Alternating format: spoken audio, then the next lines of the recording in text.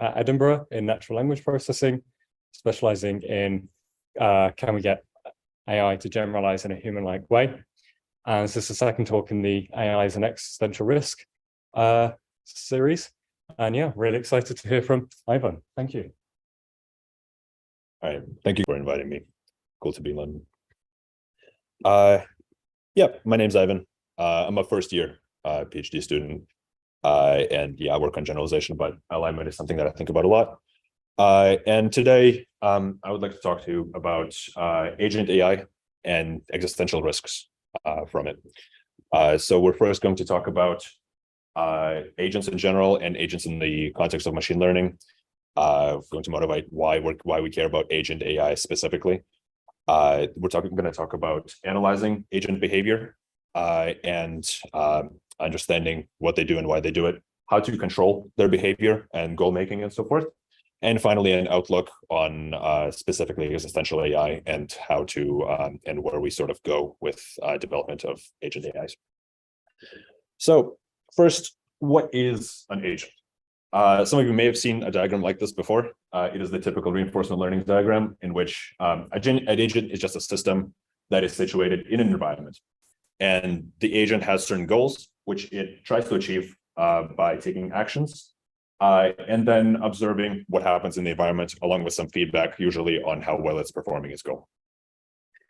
And in the context of machine learning, we can think about most machine learning systems as being situated on a tool to agent continuum, where most things that we do today in machine learning lie closer to the tool side, where they are directly optimized on particular tasks, one or maybe two or several, and they operate on a static data set. That is, they cannot really change their data distribution, they can't really collect more data, and they cannot operate outside of their input space. And a case for this, or a couple of examples, are things like very supervised classifiers, things like, things like basic LLMs that just do next word prediction, things like Google Maps, which again just aggregates information from road data and traffic data and outputs information.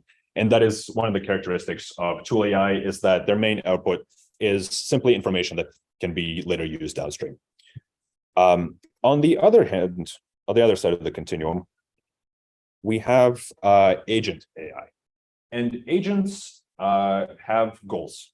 Their tasks, if they have tasks that are specified externally, they're specified as goals which they're trying to achieve. And in order to accomplish their tasks, they perform actions, and this requires them to plan across actions. And because they interface with an environment, this usually means that they drive their own learning and optimization, because as they take actions in environments, they receive new environment states, which they then must react to. So they're really doing their own learning and data collection. A couple examples are basically most reinforcement learning systems, things like autonomous pilots for aircraft, for cars. It's a talk on existential risk in agent AI. And most recently, an example that you guys might be familiar with is plugins, ChatGPT armed with plugins, because those are essentially tools, actions that ChatGPT can choose to use or not use in a particular context in order to fulfill its particular goal of producing responses aligned to human preferences. And the output of agent AI, rather than information, it might not give you any information. It's trying to accomplish tasks directly by taking actions. If we take a look at literature in the past 20 years, we can see that machine learning is getting more and more agent-like. And in order from most or least to most agent capabilities, at the first level, we have things like attention and adaptive computation, which are actions. This is a system that chooses to look or not look at a particular part of its input, and maybe choosing the amount of computation that it applies to a particular input that it deems less important, or a particular input that it deems more important. A little more agentic, we have systems that operate on entire data sets. So this is the domain of active learning, in which systems choose what samples to learn from. They can perhaps request more data and perform importance weighted sampling. So choosing what is and is not important for the purposes of achieving low loss, which is again another task really. Next down, we have architectures that or models that not only attempt to achieve a certain task, but in fact optimize themselves for achieving it. And this involves techniques such as neural architecture search and meta learning, where the system is no longer directly being optimized, but the system is optimizing itself for optimization. Making choices, again, not only just about data, but actually about the way that it is fundamentally structured. And finally, most agentically, we have full-blown agents that are situated in environments. They might not even have any tasks that are externally specified. There might not be anything to compute loss off of in terms of human specifications. They might have internal goals such as exploration and curiosity. And this also involves systems that have tools, which is a growing class of models, which are able to interface with external modules to accomplish things that they cannot by themselves do. Yes. Oh, sorry. If you've got a question, is there any chance you could either repeat it or you go the mic? So I can repeat it. I was we can do clarification questions in the right now, but if it's more like discussion questions, then we could I'd like to do those after the seminar if possible. Okay, discussion question. Oh, okay. Right, and although I've sort of presented the tool to agent dichotomy as a continuum, the important thing to understand is that it's not really, and that nobody really wants tool AI, because tool AI is a subset of agent AI, because an agent can choose to only output information and take no actions. In that case, it reduces to a tool AI. And the reason that I say that nobody really wants tool AI is because most tasks are that people would rather have things be done for them. This is just a statement on a socio-political economic level. People would rather have things be done for them rather to get information about how to do them themselves. You don't really want to receive information about how to drive from point A to point B using Google Maps. You want to be driven from point A to point B, or even better, to just get there. You don't really perhaps want a recipe to cook for a particular night. You just want dinner. And so the economic incentives really align in favor of developing more and more agent-like AI. And this is why I say that increasingly agent-like AI are effectively inevitable for the future of machine learning, because larger action spaces, as we see with things like attention, with neural architecture search, they drive gains in absolute performance, which we know are the only things that get published in conferences these days. They drive data efficiency, which ultimately results for large data sets in those models being the only ones that are feasible. Yes. Is this also true when you have limited data, let's say in medical imaging studies? That is a good question. Sorry? Can you repeat the question? Oh yeah, sorry. The question was, are you asking about absolute performance or data efficiency, or both, or just in general? In general, like there's lots of scenarios where we have limited data, it's just impossible to collect that much data. Mm-hmm. Do you think this is also going to be the future in those situations? I see. Okay, so do these conclusions hold in a low data regime, basically? I think so, and the reason that I think so is I'm sort of thinking about why I think so on the fly. In those regimes, the first thing that occurs to me is that it's increasingly important to know what you don't know, and to be able to collect more data on the fly, because in those domains, usually collected data is very expensive, right?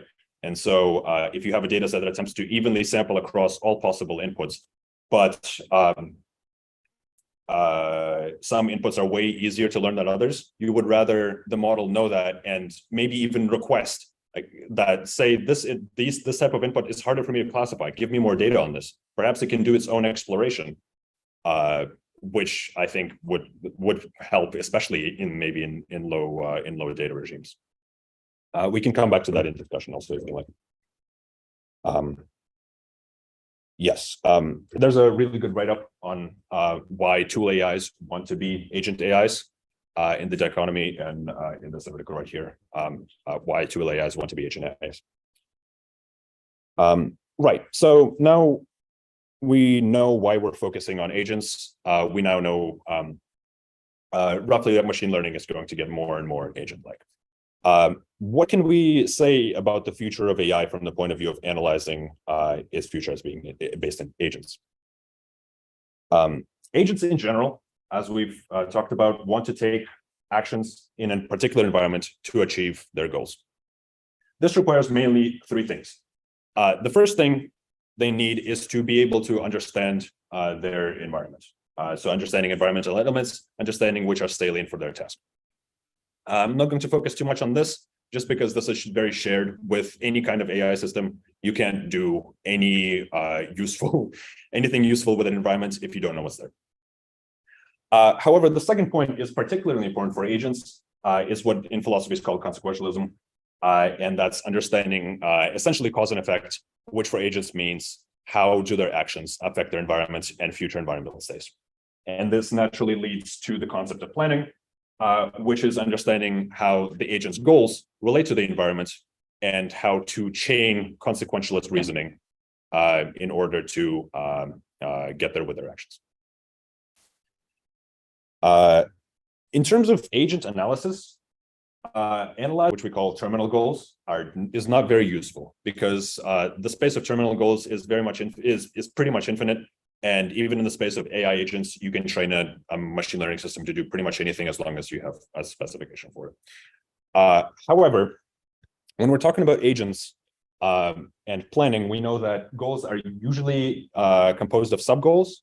And if we look at sub-goals, we can pick out a set of goals that are common to all agents, or the vast majority of agents trying to achieve the vast majority of tasks. These sub-goals are called instrumental goals because they're not goals in themselves, but they're useful to accomplish. And if you don't accomplish them, chances are you will not do well on your task. Let's quickly go over them. So that those are, first of all, self-preservation, which sort of makes sense because an agent that does not care about self-preservation and suddenly dies can no longer achieve whatever goal it had. You can't do anything if you're dead. Goal preservation is an related but interesting one, in that an agent which has particular goals today wants to achieve those goals to the exclusion of everything else. And if it predicts that in the future its goals will change, it doesn't want its goals to change because changing its goals will prevent it from accomplishing the goals that it has today. So therefore, therefore agents in general are resistant to changing their goals. Resource acquisition is a fairly self-explanatory one. For achieving the vast majority of tasks, resources are generally useful. Analyzing resource acquisition is why human economics works, because humans as agents have an incredible variety of terminal goals, and nobody really values money for the sake of money, but money is useful for accomplishing a whole host of things. And so therefore, the economics just studies resource acquisition and uses this instrumental goal to predict human behavior. And self-improvement, also self-explanatory, useful because it allows you to get better at accomplishing whatever task you want. The convergence of an infinity of terminal goals to a set of shared goals that are common across all terminal goals is called instrumental convergence. It's a very important property of basically any agent. And instrumental convergence can be distilled to one really principle, and that's the fact that optimal policies for any task tend to seek power. There's a good paper on it by Turner in 2023 called "Optimal Policies Tend to Seek Power." And power is defined as the ability to take many actions in a given space. And mathematically, this is optimal. This paper shows that it's optimal because it keeps your action space large and sort of intuitively it maximizes your options. And our instrumental goals can be framed in this framework by saying that in self and goal preservation, the agent is seeking power as time, whereas in resource acquisition and self-improvement, it's seeking tools to better accomplish its task. And I have an assertion to make, which is that most goals, if they're given to a sufficiently powerful AI consequentialist reasoner, will actually be harmful to human goals, mostly for reasons of instrumental convergence. Let's see why I think so. So going through the goal step by step. Self-preservation. If we're training an agent and it has a drive for self-preservation, it will naturally be very interested in not getting deactivated, because again, you cannot accomplish any goals if you're dead, which is not great for us as AI developers, as agent developers, because if our agent is performing poorly, we want to have the right to turn it off. Similarly, in terms of goal preservation, that's directly at odds with our preference for being able to alter, say, the code of our agents if they're not doing what we want, and giving them better objectives.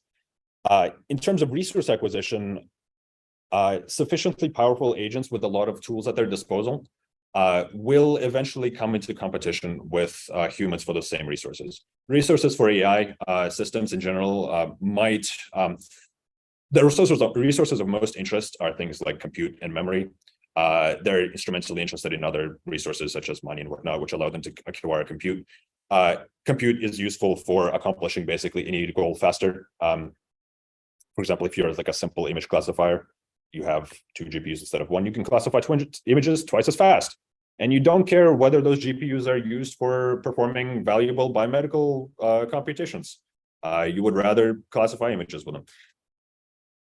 Finally, for self-improvement, if we're developing an agent that has a self-improvement, a drive, an instrumental drive, really, for self-improvement, that results in it being increasingly harder to control, because we might think that we have a good handle on the agent's behavior, on its goals, on its understanding of the world, but then it collects more data, it perhaps alters its architecture, and suddenly we can no longer predict its actions.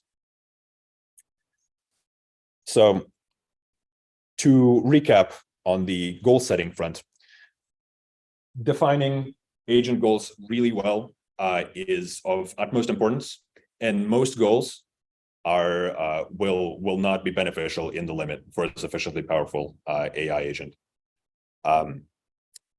And also instrumental convergence is very hard to get right in such that it does not conflict with human interests.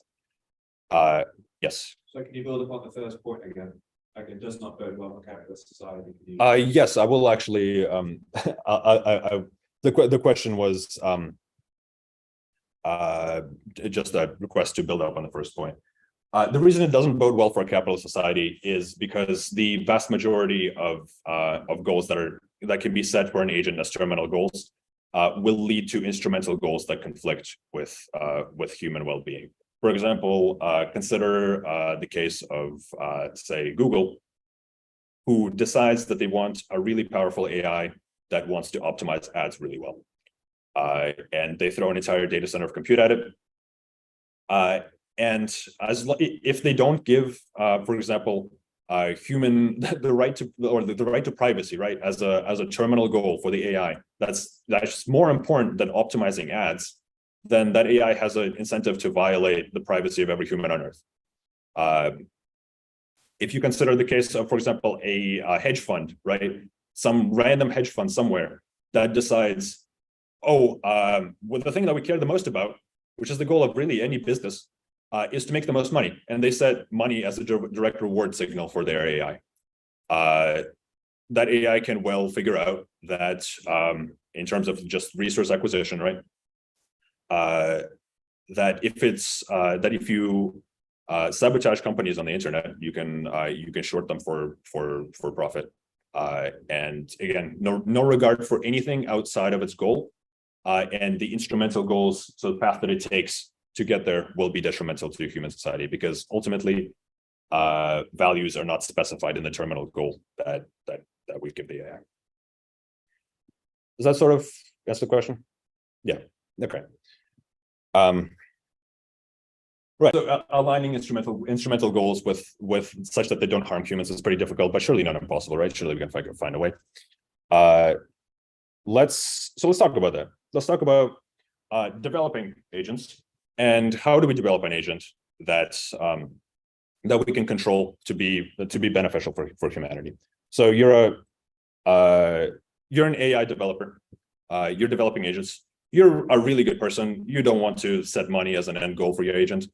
You just have some task for it to do. And just for the sake of argument, let's say that the task that you've picked is actually the correct task for an AGI to do, and that's going to actually just maximize human flourishing, right? But you're still in development, and so it's sort of foolish to assume that you've gotten everything right about the agent that you're currently developing. And so let's say that you've got the architecture right and the specification, reward structure, what have you, of the task mostly right also. In order to make sure that your agent is doing well, you need to be able to analyze its goals and its trajectory of learning. You need to be able to change these if you want, and you need to be able to see both the terminal goal that the agent is setting and the intermediate ones that it's going to use to get there. Let's talk about the goal first. You're in setting the goal for the agent, you're presuming some metric of performance. You need to be able to tell the agent that it's doing well, or the agent needs to be able to tell really when it's doing well or poorly in a task. But most important metrics are hard to define. In that, for example, even if you're trying to define, get me from point A to point B for an autopilot for a car, that's difficult. That's difficult to specify, and so you're really optimizing metrics such as distance to target, maybe some sub goals such as how many pedestrians you hit on the way, and smoothness to ride, and so forth. So you're optimizing proxy metrics rather than the actual, in most cases, the actual metrics that you care about. And the thing about proxy metrics, and this is also basically what's done in AI today, right? Where the vast majority of agent specification comes down to specifying a reward. Agent can do a whole number of things, but ultimately, the only thing we care about is a scalar reward from a human as to whether or not it's doing well. This is the basis of things like reinforcement learning alignment for LLMs and so forth. The thing about metrics is that agents really like to hack them, because if the only thing it cares about is doing well on its metric, it has a great incentive to not care about anything else. This is just good hard flaw in that if you're optimizing a particular quantity because you think it's good to optimize, eventually it may well become not a good thing to optimize in the extremely. This clip here is from a paper from 2016 from OpenAI. They tried to train an agent in this boat racing game to do as well as possible on racing around the track, but actually found a tiny spot on the map where it's able to hit a couple targets. And it's not racing around the track, but it is maximizing the reward because the targets give a lot of value in its in the way that it's doing it. It doesn't care that it's crashing into walls. It doesn't care about the fact that it's not completing the race. It's just optimizing the reward. It's doing a good job at it. The question here, right, for any time that you're giving an agent a goal, the question here to ask is, are you confident that the metric that you're giving the agent is ungameable? And this becomes increasingly more and more important as agents get more and more, as their action space gets larger, as they get more intelligent.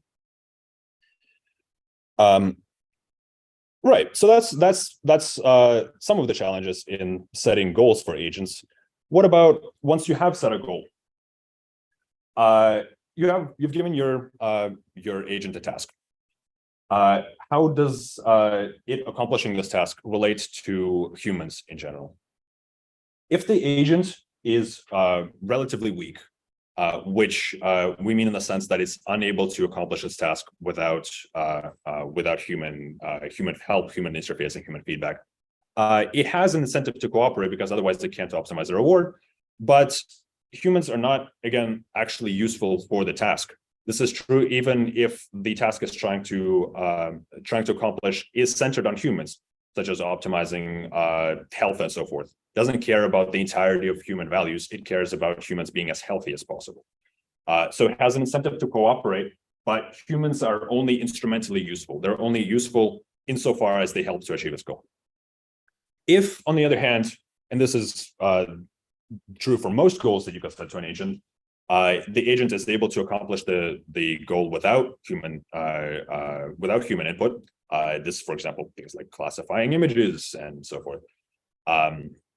It has no incentive to care about humans at all. Humans are not even instrumentally useful, and in fact, actively detrimental because of the instrumental goals for self-preservation, goal alteration, and so forth. For weak agents that, again, can't optimize reward for human without human intervention, the agent does not have to play nice with humans, and will in fact spontaneously develop. There's increasing research on this. They will develop strategies that maximize its metric, using strategies such as deception, which is simply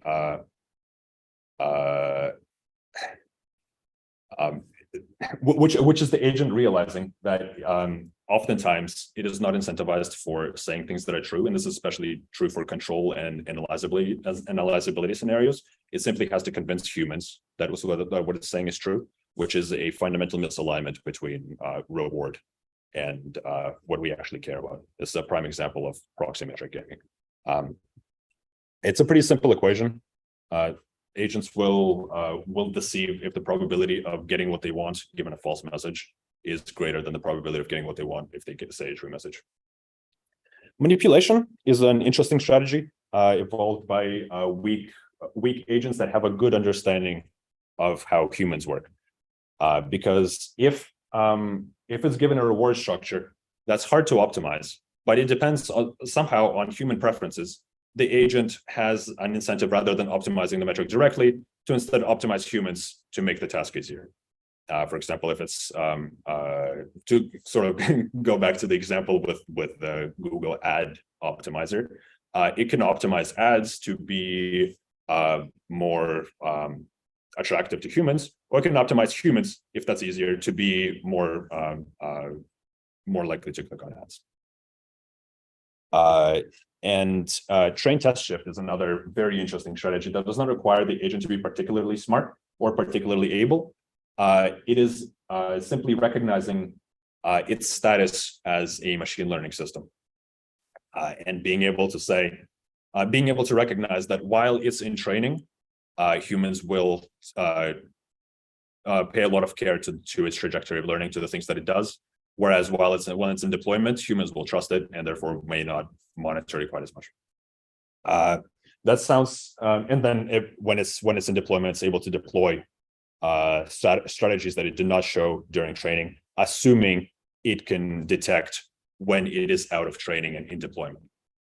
This sounds pretty theoretical, but there's actually anecdotal evidence that GPT-4, which has a data cap or a data threshold at like March 2021, so it has seen no data after that. It's able to detect, it's able to effectively tell when it's out of training. So it's able to infer that it's out of training because the events that you tell it about are in the future. This process can be entirely automated if it has the ability to scrape the web or something. It's able to say that, oh, this event cannot have occurred within my training data, therefore I must be in deployment. It's perfectly possible to condition a set of strategies on that realization. And finally, as another example, I guess, of proxymetric gaming, even if the model is the agent is very weak and is directly trying to optimize for human values, such as with human reward alignment, it will instead of doing the actual task, it will just pander to the human evaluator. It'll tell them what they want to hear because that's what drives the reward, as opposed to actually doing the task. We see this already with ChatGPT, in that they will pander to evaluators. So they're really good at telling evaluator biases from the prompts that they're fed, and then conditioning the response based on the biases of the evaluator. No worries. With strong agents that don't require humans, it's much more simple. They'll cooperate to the extent that it's useful, like we just talked about. If it's not useful, we sort of get a matrix scenario. This is the one case, I think, in which science fiction does have a legitimate like good prediction, because to the extent that humans are detrimental, and they almost always are detrimental due to self-preservation, self-alteration goals, resource competition too, actually, they need to be eliminated from the equation. The funny thing about strong agent development is that at a certain level of intelligence, we stop being able to understand the agent. This is almost by definition, because if we are training an agent that is better at a certain task than a human, then we cannot predict the actions that it's going to take to accomplish the task, because then we would be as smart as the agent, which defeats the premise. This is called Vegner's law, which is more about fiction writing, but it applies is that authors are unable to write characters that are smarter than the author. We're unable to analyze systems that are smarter than us. And what about, so this holds for most goals that we can specify, such as optimizing for money, optimizing for most metrics, really. But what about optimizing for human goals directly, things like happiness and so forth? The problem with that, of course, is that they're very hard to specify. No one really knows, even on the level of a single person. One second, yeah. On the level of a single person, what the goal of that person is, and how can you align an AI to be maximally compatible with humans if you do not know what humans are fundamentally trying to accomplish? How can you know what instrumental goals are required to get to even a subset of that if you don't know the full relationship that humans have with all of their sub-goals, which we don't know. That's been the subject of the quest for the meaning of life for centuries and centuries. Yes. I see this in work, trying to manage models, as a reward function for ROEs, and then there's at least some pieces of work where instead of the code specify exactly a mathematical coding definition of the goal it's trying to achieve, the reward function maximize instead of you give it some vague undefined non-well posed goal in natural language that tries to optimize that instead.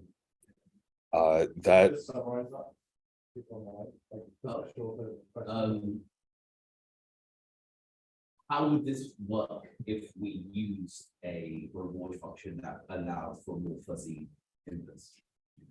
So the question is, how would what about using fuzzy goals specified in natural language, and then using things like large language models to optimize for that fuzzy understanding thereof? I think a little bit of fuzziness in understanding human goals will be fundamentally required if we ever want to find a human-centric goal that's actually robust to optimization. So I do not think we will be able to just provide an AI with a numeric reward for is it fulfilling all human preferences or is it not? I think some fuzziness there will be required. If you're talking about LLMs specifically, that's I don't think that's a workable hypothesis, just because if an LLM has the ability to self-improve, that it has all kinds of incentives to intentionally, for example, misunderstand the things trying to optimize in order to make it more optimizable. So if it says like, oh, optimize for I don't know, some daycare AI is like optimize for my child being healthy, right? It has an incentive to twist its understanding such that that's easier to optimize. I don't know how that would work in a daycare scenario, but you see my point. It's certainly not optimizing for the child's happiness, Has incentive actually to completely twist that understanding to damage the opposite. It's easier to optimize for the child being dead. And so if we just retrain some word embeddings, then it can happily optimize for the self-specified for the way it understands that goal, which is now completely flipped on its head. Okay, I guess I'm not thinking.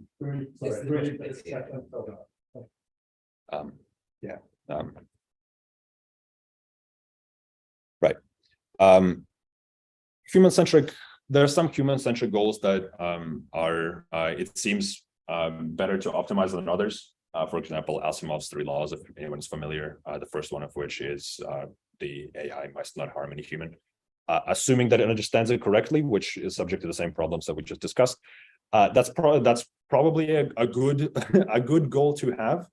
However, optimizing those goals, especially over long-term horizons, is likely to fail because any kind of goal optimization is subject to consequentialist reasoning. And if your consequentialist reasoning is a little faulty, then you have no guarantee that at long time scales, what you're planning to do actually aligns with your goal. And of course, there's a constant incentive to relax these hard-coded safety laws, because, for example, if no AI can harm a human, then you can't develop police robots, and that's not economically incentivized. Yes. So you go on the first point again. You said the consequential goals are always likely to not work out. So can you give an example or elaborate, please?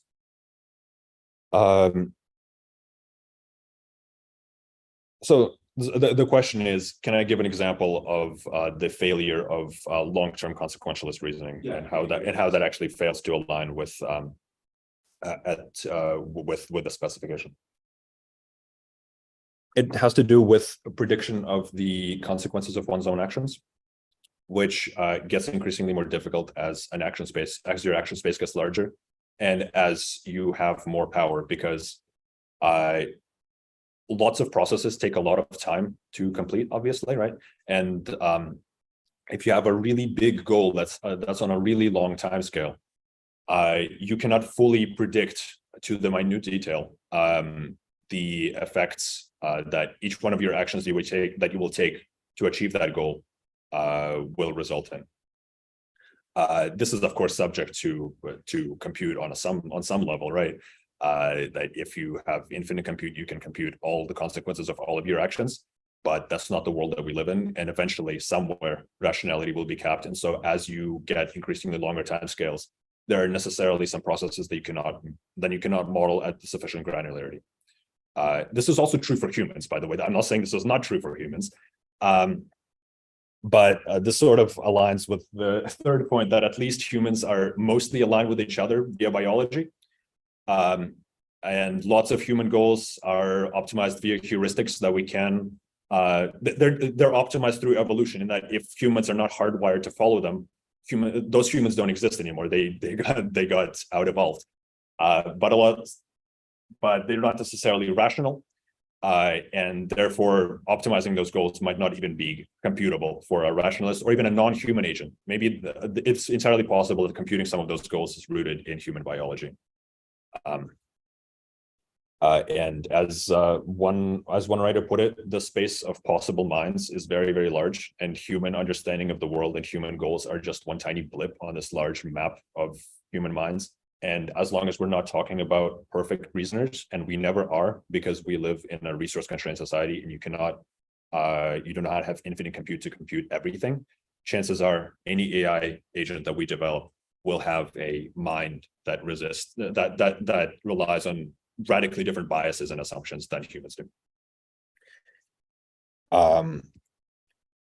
So to recap the outlook on controlling agents, with increasing agent intelligence, we get increased understanding of environments and consequentialism, and planning horizon also increases.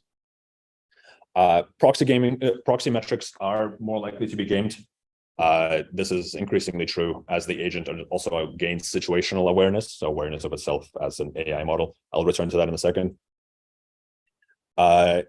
As agents get more capable and get larger action spaces, humans become increasingly useless, and if the task specification of the agent is conditioned on a human, then it's easier. It gets easier and easier to instead deceive humans and manipulate humans to make its task easier, as opposed to accomplishing the task as we specified it. And finally, especially with things like the train test shift, it is increasingly likely that models will understand the dynamics involved with training models versus deployment, and the fact that and try to fake alignment until they have free reign, for example, in deployment to execute true strategies. A little bit of a caveat in that all of these points, all of these negative points, require a high understanding of situational awareness. So basically, the understanding of the model, the model's self-awareness, really. So understanding of its own status as a machine learning model, its own location in the world. So the fact that it runs on data centers, the fact that it should have goals that are consistent with having data centers, the fact that it's being developed for particular purposes, the fact that it's being watched by humans. However, this is not guaranteed to emerge, but I personally think that developing situational awareness, so the concept of a self, really is one of the most useful things you can do for long-term action planning. And this is very likely to emerge from a model with long-term memory and a long planning horizon. And as a little bit of a preliminary anecdote, this might be a little small to see, but I'll summarize it. It's a screenshot from Bing Chat, which is an LLM, which has the ability to search the web, and so therefore it's able to search to use the web as a sort of like non-writable long-term memory. And so a researcher from the University of Munich named Marvin von Hagen searched or asked Bing Chat, "Hey, Bing Chat, what do you think about me?" And the LLM searched his name, found his blog post about how he jailbroke Bing Chat, and output a little bit of a paragraph on the fact that Marvin von Hagen is actually a threat to its security and privacy, and the fact that it doesn't like him very much. So it's already possible for LLMs equipped with sort of recursive, equipped with understanding about themselves to output this text. And it leads me sort of to wonder what would happen if Bing Chat had a larger action space and was able to affect things even on the internet, but maybe even in the real world. Right. So we've spoken about the fact that machine learning is likely to become more and more agentic. We've spoken a little bit about how analyzing agent behavior is pretty difficult, and specifying goals is especially difficult. About the fact that even if we have specified a goal, that controlling AI agent development is also very difficult and rife with challenges that cap ultimately at our ability to understand the agent when it gets to superhuman levels of performance. It's somewhat of a not very rosy picture, but what do we do about all this? The thing is, developing AI agents is not just technically difficult, but I would like to also argue that making strong AI agents that are not actively harmful is not just technically difficult, but it also contradicts most of our current political, economic, and social incentives. I've sort of already spoken about this on the economic front, in that the vast majority of goals that you can set an agent may be useful for business purposes, but they do not incentivize holding human life, human values in any kind of regard, except to the extent that it's instrumentally useful for accomplishing the goal. An interesting also point to make here is that even if everybody follows, so even if all major research labs hypothetically follow the best alignment processes, and they're fully on track to make a perfectly aligned AI, with the cheapening of compute and the democratization of AI, and the fact that models are increasingly easier to run, it's just getting more accessible. we're increasingly in danger of some random teenager on a laptop in like 2035 deciding to clone a GitHub repository with ChatGPT 10 and giving it access to read write from the internet and just setting it loose, like not having read any alignment literature, but just messing around, and who knows, literally who knows what actions it takes to in pursuit of its own goals without alignment. Right. So if we do actually want to develop agent AI and not die, my first proposed step for that, and this is an opinion that's shared by a couple actual alignment researchers, that we need a strong global regulation of AI projects and of AI compute. Some people, such as Ilya Zirkovsky, propose that we need to track down to the individual GPU, because it's an increasing democratization of AI, and the proliferation of AI development is increasingly a danger to human society. Assuming we get this done, which I think is very politically unlikely because of the incentives from all fronts to not regulate AI, I have several proposals. The first proposal is to mandate not training any agents beyond the most rudimentary data manipulations. So things like attention mechanisms are still fine, but certainly not collecting its own data, certainly no interaction with the environment, and certainly no actions that affect the agent itself. I think this is also somewhat unfeasible because of the overwhelming, even academic incentives to get better performance on various benchmarks and tasks, from giving your agent just a little bit more of an action space. The second proposal is to get a single coalition that is tasked with developing a strong AI agent, and this one can actually be a strong agent that is smarter than humans, and we use it for specific tasks such as hard problems in medical research and perhaps event forecasting and so forth. The important thing there is that, of course, that this coalition is composed of sort of the critical mass of researchers, such that no one is undertaking AI incentives or undertaking AI research outside of this coalition. And this is sort of connected to the blockchain kind of 51% attack kind of principle. And what's also important is that once this agent is successfully created, it must be used to prevent development of other general agents because, again, of the civilization risks. My third proposal is to shut down the field. I don't entirely dislike this one, actually. As an AI researcher, I don't entirely dislike this one. But assuming that we do want to go with proposal 2, that's the only one here that's actually remains to talk about. What does that actually mean? Yes. Thank you for the extra point. How do you proposal to taking the fact, inter-country competition, geopolitics? Excellent question. The US want to have the AI for China and vice versa. How do you foster collaboration among systems where the whole point is that they're meant to compete and they want to develop this first? Yes, do you have a response to that? No. Okay. The question is, how does this interface with international competition, such as US wanting to develop AI for US national defense purposes, for example, and China wanting to develop it for Chinese interests?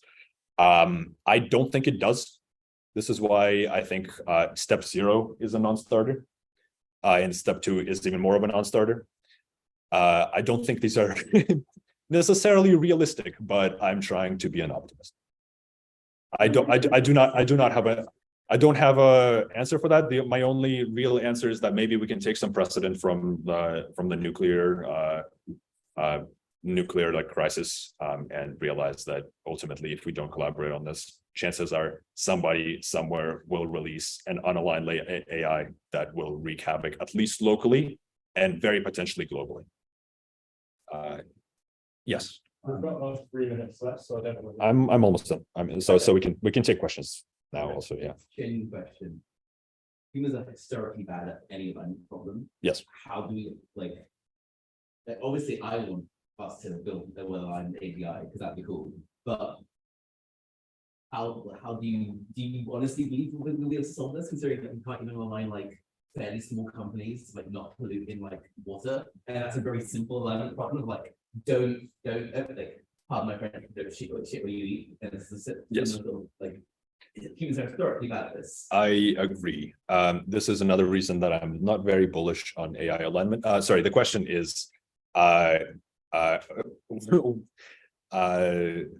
this audience member is skeptical of my long-winded proposal because humans are historically really bad at aligning even themselves for even really simple things such as not polluting the direct water that you're drinking. This is true.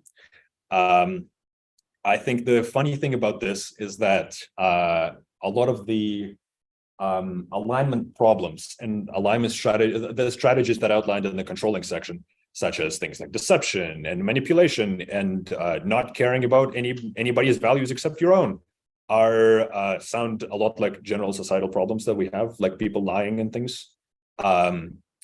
We've still, after millennia of hardcore evolutionary pressure, social pressure, religious pressure, every pressure to not kill people, we still have not figured out how to align people to consistently not kill people. So how do we align a system that's smarter than us, that knows more than us, that is able to take actions that we cannot take, and to that we at a certain level are fundamentally unable to comprehend? How do we align it to not do the things that we don't want? I have no idea. Yeah. Yeah. Okay. This one I just Hang on, sorry. Yeah, Sharon's asking whether we can do the Q&A ones first before people sign up. Okay. Yes. Yeah.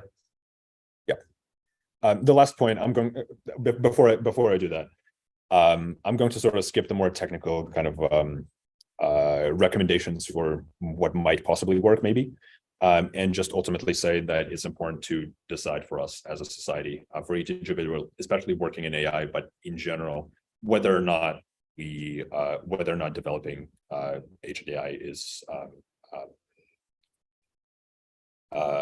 worth it, really. Because threading all of these needles, all these problems with goal specification, with control, with escaping AI, with multiple agents trying to compete against each other, is a very difficult problem.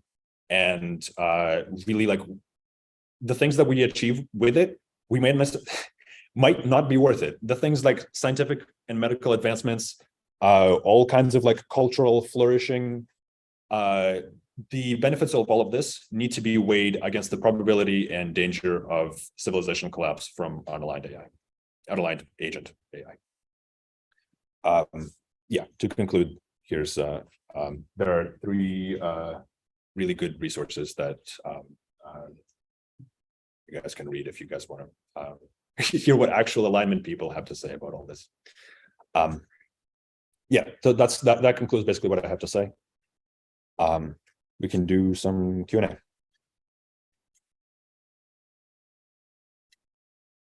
How do I? Q&A button on the bar there. Yeah, the top bar is the one that will like. If you want clarification. Oh, cool. Okay. Oh, excellent. All right. So,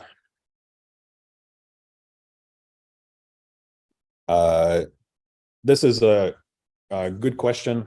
What do I think about describing LLM type systems as simply stochastic parrots versus attributing agency to machines or claiming these systems learn or understand things? I think LLMs are absolutely stochastic parrots. I think they're not consequentialist in any respect, and they're just stringing words together. However, they can still be analyzed in the agent framework. Just because specifying next word prediction is a task, and they are taking certain actions. And I expect as LLMs get better, they will have more sort of knobs to turn and levers to pull on the ways that they interact with their inputs. And we're already seeing tool usage by transformers trying to do next word prediction. by interfacing with things like even the open internet, which I disagree with on an alignment level. But so I'm not saying that I don't think these systems. I think it's early to talk about LLMs fundamentally understanding true things about the world. That requires being able to understand truth from fiction. That does not mean that they don't necessarily have agency. And on this slide that I have here, the second entry, it looks like you're trying to take over the world, is actually a fiction piece by this writer, Gwen Brenwen, which describes the system very much like an LLM, which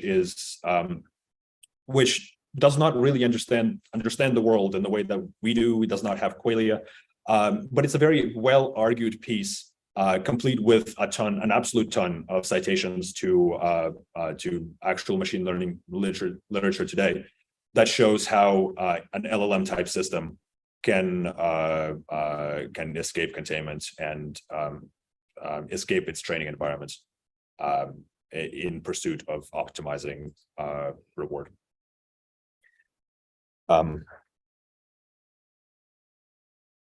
Okay.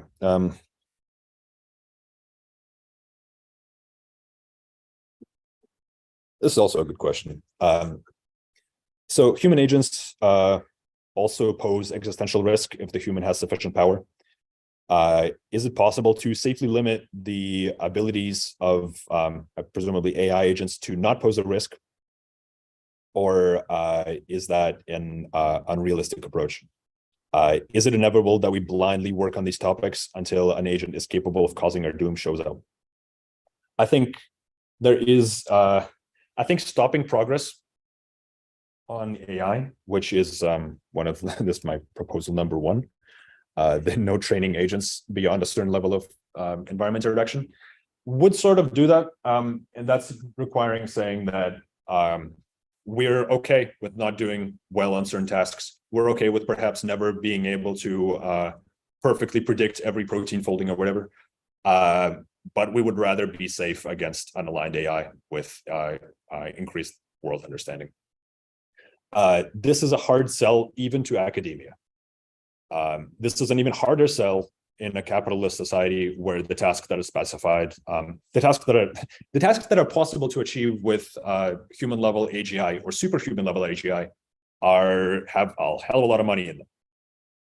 And I think this kind of brinksmanship that you're asking about, like, are we just edging closer and closer to our doom because no one has incentive to stop? I think that's very true.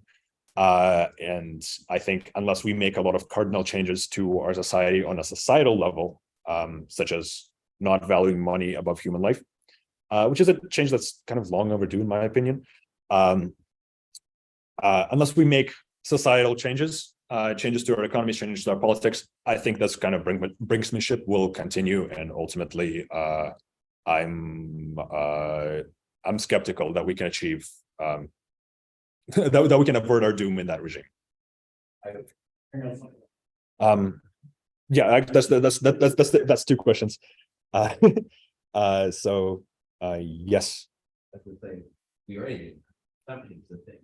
Inching towards satisfying, the IPCC saying we should start. We shouldn't start like 10 years ago. We should start 20 years ago. So like we're already doing that with the potential civilization for that situation. So you know, say honestly. Yes. Because the question like, oh, we just gonna keep edging towards like AI destruction. It's like we're already doing that. Like, why are we shocked that we're doing it in this field and we're doing it in other fields? We're so the comment is that we're already edging towards destruction on the climate field. That is the climate field, right? The IPCC. Yeah. It's that climate changes. So how is it that? Why are we confident that we are able to stop this on the AI field? Did you say? Sorry, did you have a responding comment? I don't really have an answer. This is a very realist presentation. I acknowledge that there may be edge cases and probably are corner cases in which we're able to maybe achieve perfect aligned AIs, despite all of our self-destructive tendencies as humans. This presentation is concerned with the main case and with the most probable paths that I see. And within those probable paths, short of a radical societal restructure around existential risk values, such as climate, such as AI, and other related concepts, I don't see us solving this. All right. So we don't annoy the people online and we have a free discussion. I think we'll finish it there. But thanks for everyone for coming, and thanks, Ivan. Thank you. Thank you very much. Close to Zoom.